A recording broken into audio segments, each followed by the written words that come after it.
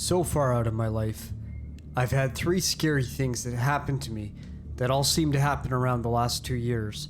But before I tell you my incidents, I'll give you a detailed description about me and the area that I live in. My name's Adrian. I'm a Hispanic teenager from Fresno, California, and I used to live in the Bay Area. First of all, I'll give you some information because the info will be useful later for one of the stories. I was born in San Francisco, and my family lived there until I was 2. We moved to Fresno in Central California before my younger brother was born. I can straight up tell you right off the bat that Fresno is one of the most ghetto places outside of the Los Angeles area. It's not a great city to raise your children in. It's ugly compared to San Francisco. It's a massively run-down, gang-infested city filled with gated houses, graffiti-covered alleyways, lots of homeless people, and really scary stuff. Every day, you get the usual news of someone getting robbed at gunpoint, shot, stabbed, messed up murders of innocent kids by gangs, or just flat out weird stuff. It's basically a mini Compton in the middle of California, literally. I live pretty far away from all the crazy stuff that happens around the center of town. We live in a cul-de-sac neighborhood, which is pretty quiet as it was a large suburban area at the very edge of the city near the highway, and stuff that happens over there was really rare, until I was proven wrong. Now, enough with the background. Let's dive straight into the stories. One night around December in 2014, before I got out for Christmas break, I was staying up on a Friday night. I was inside my room playing on my Xbox 360 while my little brother was in his bedroom behind me and my mom. She was in the living room watching her shows. I had a young husky named Calaman. At the time, he was our guard dog until he ran away. I was minding my own business until I heard him barking outside. I brushed it off as I thought he was overreacting to his first time seeing a raccoon or a possum along the fence. He kept on barking non-stop for minutes on end. Eventually, I got tired of him barking, so I told him to go to bed and shut up. But I didn't realize the rattling and shaking of the backyard gate. By now, I was really paranoid of what was actually doing that. I still kept playing GTA 5 until I saw my mom open my door. Her face looked like she saw something really unpleasant that shook her up. She was slightly panting until I told her what was going on. She said that she saw someone running across her front yard to the backyard gate. My heart felt like I swallowed it down my throat to my stomach. I told her, "How did you see him if you had all the windows to the house with the window blinds closed?" She said she keeps the very bottom blind cracked open to see if anyone's approaching the house. My mom told me and my little brother to get out of our rooms since they were the first couple of rooms near the gate, and she told me to hide with her in her bedroom down the hall while she went to the garage to pick up my dad's machete, my metal baseball bat, and her antique obsidian knife from Mexico to defend ourselves. She had the doors locked to the house before this, and she shut off all the lights. I closed the door quietly and locked it as I stayed in her room, scared to death of what would happen to us. I prayed to God in Spanish quietly, since I didn't want to die young in my life. We still heard Calaman's barking from the other side of the yard until it became dead quiet. I was scared. I didn't know if Calaman had stopped or worse. I soon fell asleep with the baseball bat next to my side. The next morning, we checked around the house to see if anything happened. Calaman was still alive and okay, but my mom had the same face she had last night. She got a phone call from my neighbor Tavon, 2 houses up the cul-de-sac from us, that her house was robbed because her garage door was busted and the robber barged into her house and stole her husband's computer and lots of her money. I felt so bad for her because she had herself and her family in danger of that creep. From then on, my mom gave us a weapon to defend ourselves if this happened again. The second scary incident happened the next year in early 2015, around winter or spring. I was done finishing my game, and I decided to watch some TV with my mom to keep her company. It was around 9:50 p.m. when we got a ring from the doorbell.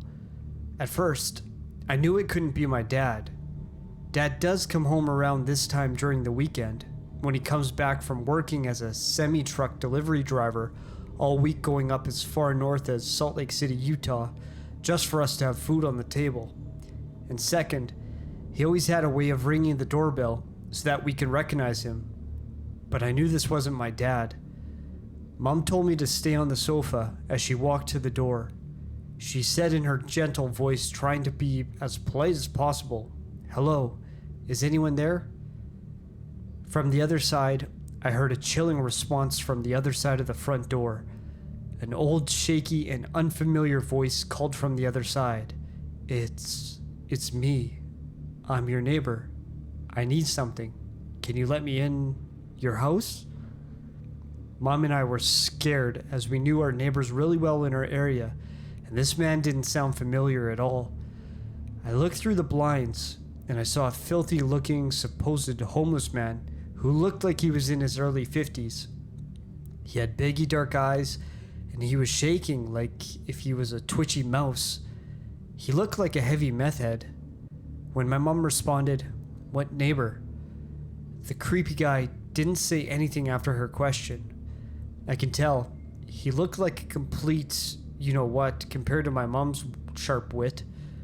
Mom responded back, annoyed and bothered at the same time, to the stupid of this man. "Go away from my house, or I'll call the cops to arrest you. There's no business for you to be here. Go away." My mom isn't rude when it comes to people at her door, but if it's a sketchy person, she can easily sniff them out. The man quickly and aggressively tried to come in by jiggling the doorknob, but he looked too weak to even push the door. Eventually, he gave up, and we heard the creep's footsteps hastily and clumsily walking away from our door and our house. I knew it was some sort of creepy homeless dude just by the sound of his voice. I'm not saying all homeless people are creepy, but he was definitely strange, as he wanted to come into our house at 10 o'clock at night and possibly do something to us unpleasant. I could easily tell the difference between an innocent homeless person who would ask for money to buy food and a deranged one who wanted to harm someone to get the money, because I lived in the Tenderloin neighborhood in San Francisco, where it ran heavy with homeless people. But the homeless people here all live in downtown and southern Fresno, which was far away, and it's really rare to see them up here. But luckily, Mom wasn't stupid to this kind of stuff. But the scary stuff doesn't seem to end for me. Man, it doesn't always seem to go away here in Fresno. Across the cul-de-sac from me, there's a house which looks like it's in good condition. However, the person that lives there is really freaky to me. His car seems to be always never used at all, like if he hadn't drove it or touched that car in years. And he has his windows shut and his doors closed. The worst part? He never steps a single footstep, not even a full footstep out of his house. Anyways, it was 1:20 in the afternoon. I was going into my junior year at high school. I was ready to practice driving out on the rural field roads outside of Fresno with my dad. As soon as me and him started walking out the garage to my grandpa's Toyota Camry, we saw what I suppose was the dude from the house standing outside. He was wearing a black hoodie jacket with the hood over his head. He had dirty old jeans, and he was facing his car downwards to the floor. He just freakishly stood there like a statue, not even moving a single muscle. My freakometer was ringing. I walked to my grandpa's car with my dad and prepared to drive out of our street. I told my dad in Spanish, "Who was that? The neighbor, or is it someone who's just looking for trouble?" Dad responded to me in Spanish that he wasn't sure. He told me not to look at him as I made a U-turn around the cul-de-sac to get out. I slightly moved my eyes to look at him, and he looked back at me with his barely visible eyes. I was really scared. He looked at me like he had some weird intention. My dad scolded me for not paying attention. I told him I couldn't help it, that I was just freaked out. When we came back around 3:45, the weird guy was gone. I think he decided to retreat back to his house like the hermit crab that he was. I told my little brother about it. He says he does feel scared when he used to play outside on the street with his friends on their scooters, as he could see the blind slightly opened. I feel so annoyed that this hermit's presence is near me. How does he buy food if he runs out? Or how does he pay his bills to his house? I personally want to smash that pedophile's head out with my bat, and just recently, this Monday, I saw him sitting slouched like a hunchback on his walkway to his door, with his hoodie covering his upper face while I was taking out the garbage bins. He just seemed to stare at me with a blank expression, like if that was his intention. I locked the backyard gate, and I speed walked to the garage and shut it closed. He always made me feel uneasy. I just hope that the city moves or relocates him somewhere else. I thought everything creepy that happened to me would stop, but it sadly shifted over to my little brother. We'll call him Isma. A few months ago in October, coincidentally, Isma had gotten repetitive calls from an unknown number when he got his first phone. He said that the number would call him twice or even 5 times a day. This was very unusual, and I told him that I'll block the number. I was mad that I found out I couldn't block an unknown number. And FYI, Isma's phone was an iPhone 5S. After all this, I told Isma firmly that if the number calls him when I'm around, give the phone to me so I can talk with this moron. 3 days passed. I was with my mom to go pick up Isma from school. He came over and I hugged him and kissed him. Don't mind that.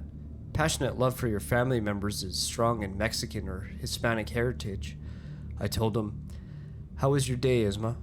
He replied back to me, "It went great, but I looked at Isma's face. He looked scared and nervously shy. I told him, "¿Qué pasa? Did that stupid number call you again?" He said to me in a nervous voice, "Well, yes. The number called 3 times. One during my second period, the next one during 4th period, and last one at lunch. It feels..." Our conversation was interrupted by the rumbling of Isma's phone. I grabbed the phone and said, "Hello, who is this?" All I heard on the other side of the call was faint breathing. I instantly hung up. I said to Mom, "Madre, that unknown number was someone." Mom said, "Well then who is it?" I said back chillingly, "All I heard was breathing." My mom's reaction looks like she had jumped for a second while she was driving. She said that if the creep calls again, to have me or Dad pick up and answer the call. I nodded. The next day on Saturday, I was helping Dad in the backyard when Isma opened his window and told me to come over, that the man was calling him again. I ran over to my brother's window and I picked up the phone. I said angrily, "Hello? Who are you?" The raspy, decrepit voice of an old man that sounded like he was in his 50s said back, "I'm trying to look for my kid. Have you seen him? All I want is my kid. He's a naughty little boy." I looked at the gate to see if someone was looking at me. There's no one. I raged back at him. "Listen, you sicko. There's no kid you are missing. Don't call this number back again, or I'll mess you up and make you look like an accident." Just before I was about to say some more, I heard laughing and the old man hung up immediately. I'm not usually rude, but he sounded like he wanted to kidnap my little brother. He was 12, and I was 16. I hugged my brother and told him I'll hurt the man if he ever lays a finger on him. He appeared to be stalking my little brother while he was at school. The next day on Sunday, me, Isma, Dad, and Mom were all going to go eat at a nearby Wendy's until, you guessed it, the sicko called him again. By this time, I was angry beyond belief. I told my dad in Spanish. Again, Dad speaks more Spanish, but he knows a good amount of English. "Papi, this cabron has been calling Isma for weeks. Can you deal with this pedo? I dealt with him and he doesn't seem to stop." Dad said yes, and I gave him the phone. I looked around if anyone sketchy was tailgating us. The pedophile was saying the same stuff he said to me. Dad said yes, and I gave him the phone. The guy was saying the same stuff he said to me again. Dad's alarm bell was ringing, and he said sternly and angrily, "Listen, pal, I've no clue who you are, but please stop calling this number." And the guy was continuing to try to interrupt my dad. "No, no, no, no, no. Listen, man. Don't call this number, or I will have the police deal with you.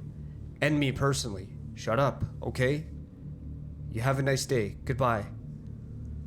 The pedophile stopped calling Isma ever since then, and I'm glad. Thanks to Poppy for telling the pedophile to screw off. So those are my 4 scary stories. Right after I graduate high school, I plan on moving and going to college in San Francisco, where I feel more at home and a lot more safer. I honestly hate Fresno's violent and creepy atmosphere compared to the bustling safety of San Francisco. And up to this day, I still live in paranoia of my surroundings. So I guess your lesson from me is, from that, we live in a world with really scary and sick-minded people. Even though we may not like them, they're always going to share this world with us, whether we like it or not. Stay safe, peeps. And to the Bulgar, the creepy homeless man, and my hermit crab neighbor, let's never ever meet again.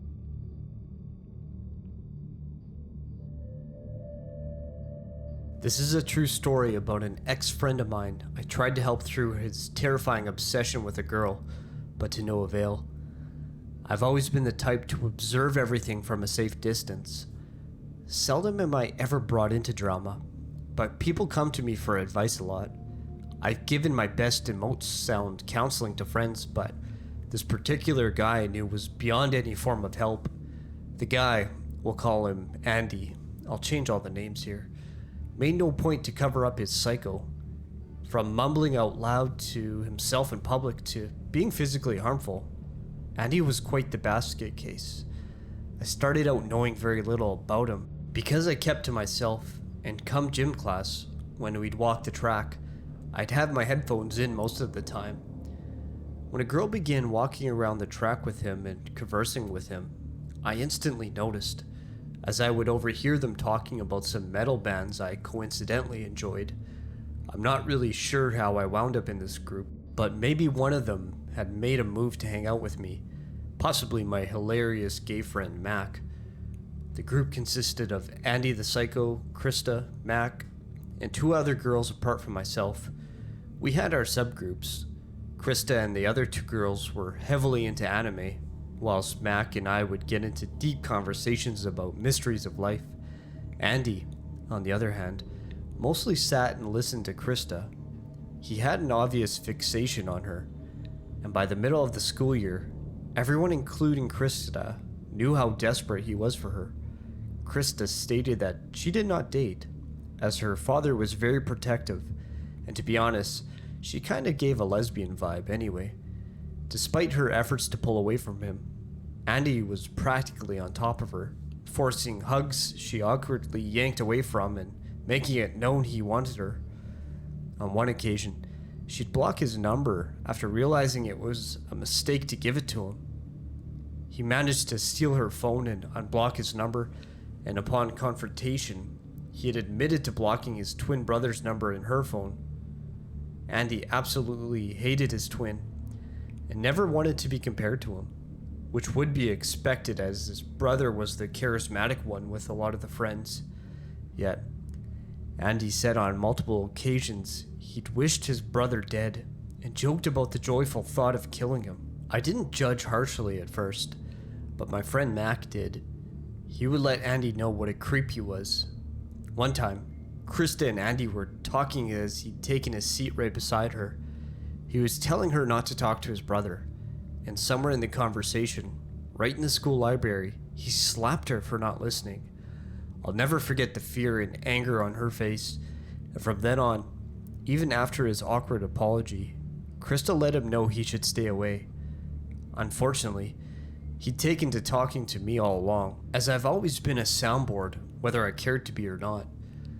Every day on the bus, it was Krista, Krista, Krista. Some days, he'd just chant her name and get lost in his own thoughts of her.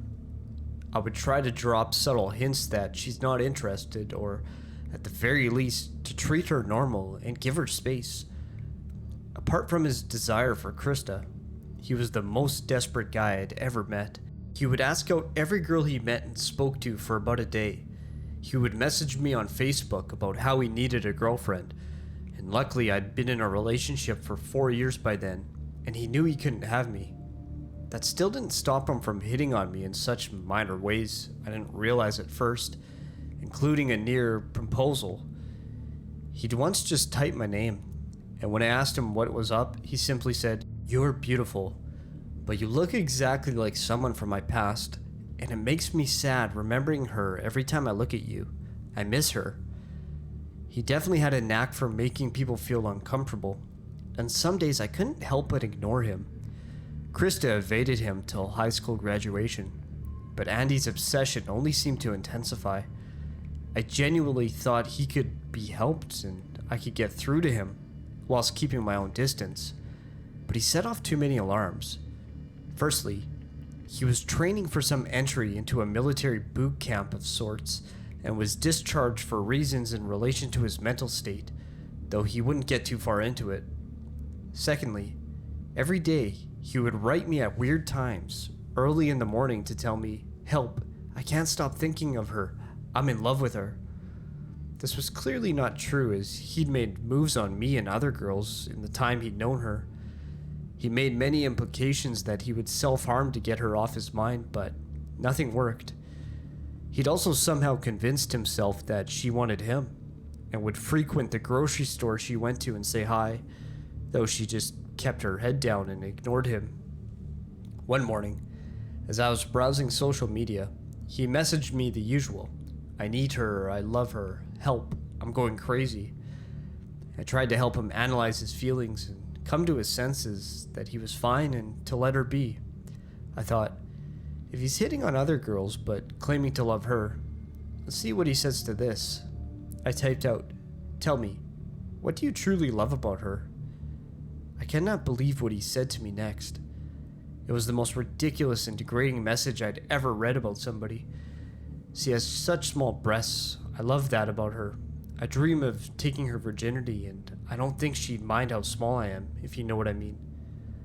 I felt like I'd read some psycho's personal diary. Truthfully, the girl was tiny, 18 years old and not even 100 pounds, which made me fear that he'd prey on her. He was very short, but she appeared vulnerable and smaller than him. I was on the last straw playing therapist for this guy, who clearly had no idea he was scaring this girl. Up to the last time we spoke, the worst thing he'd requested of me was to get a hold of Krista's new number somehow for him and attempt to lure her in to see him again. He grew frustrated with my decline and pleaded with me to help him obtain her address. Needless to say, the last night we spoke, I wished him well and told him I would not assist in him terrorizing Krista. Then I blocked him, and it's been about a year since then. I just hope he got the help he needed, and I hope for her sake he hasn't found out where she lives by now.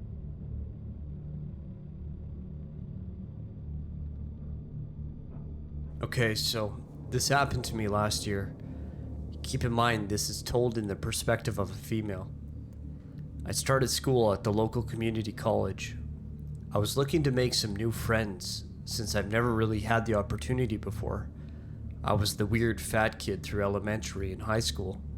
College was a chance for me to reinvent myself, to actually make friends and fit in for once. It's college. No one cares if you're weird. You're all just trying to get through finals, after all. Well, I had a class with this one kid. Let's call him Creep, because that's what he was. Anyway, me and Creep had our IT class together.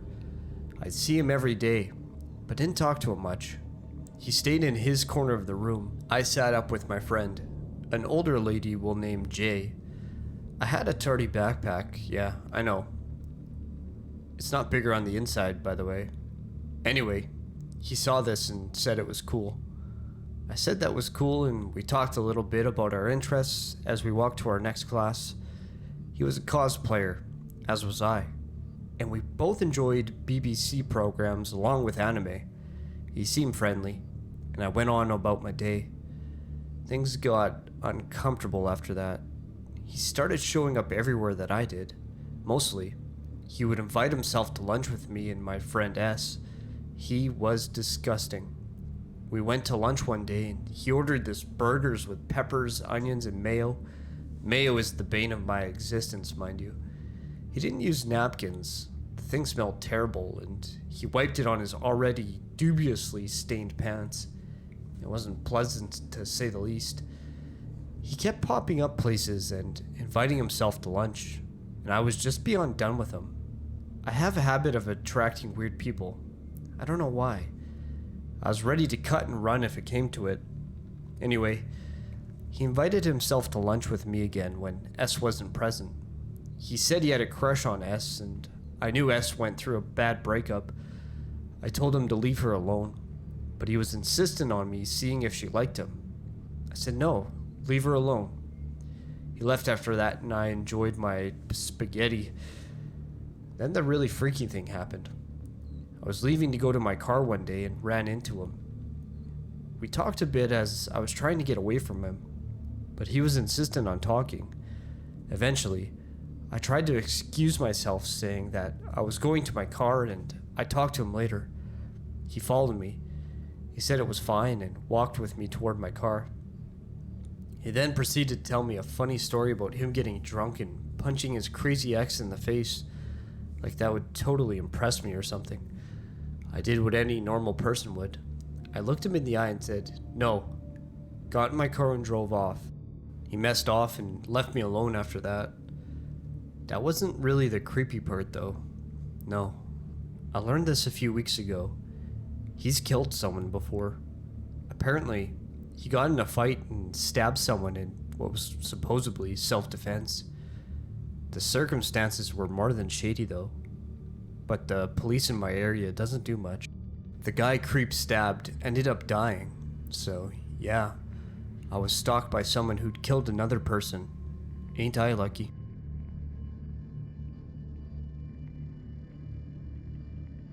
It all started in high school. A few weeks in, I made a few friends and was keen on making more. So I tried to talk to everyone that I could. I was still somewhat new to the school, and one day I got lost. So I met the guy who would eventually become my stalker. He showed me around. We made conversation, and at first I thought he would be nice to have as a friend. A week passed, and I had made few friends at this point. I wanted to hang out with them as much as I could. I felt a little bad because my other friend was a bit of a loner. So I invited him to come hang out with us.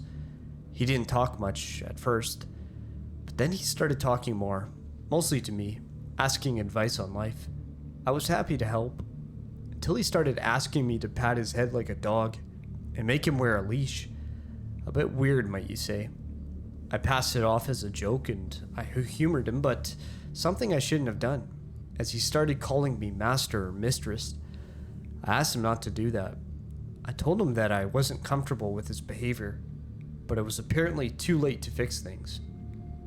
It happened day after day.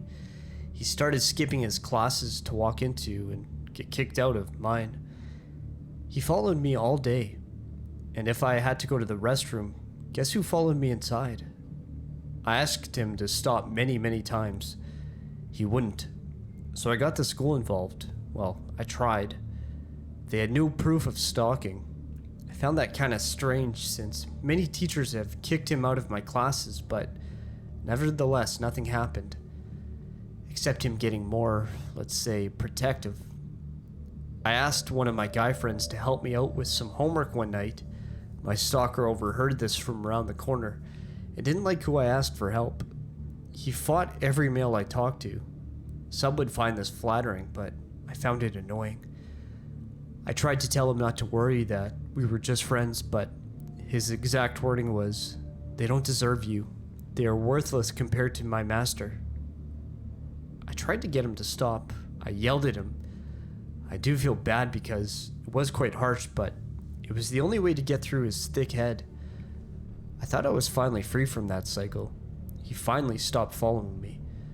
Until one day, I found this letter in my locker.